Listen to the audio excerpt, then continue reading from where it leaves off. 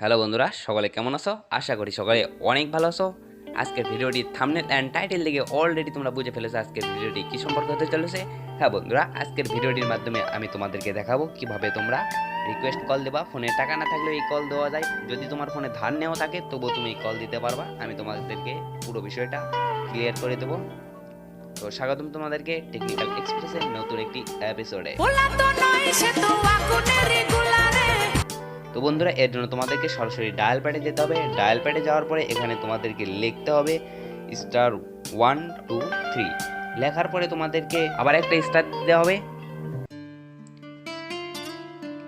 লেখার পরে তোমাদেরকে এখানে আবার একটা স্টার দিতে হবে।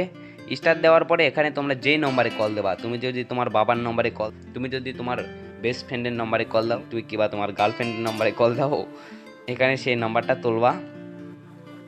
তোলার পরে তোমাদেরকে কি করতে হবে, নাম্বারটা তুলে আমি এটা র্যান্ডম একটা নাম্বার তুললাম।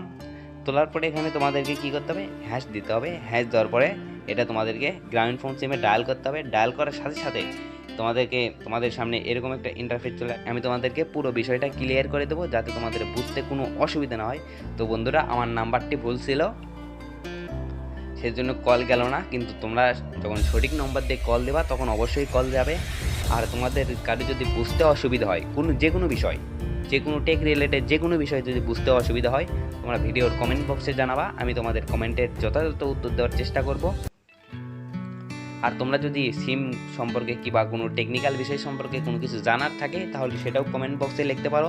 আমি খুব শীঘ্রই ভিডিও আনার চেষ্টা করব। তো বন্ধুরা, ভিডিওটি কেমন লাগলো অবশ্যই কমেন্ট বক্সে জানাবা।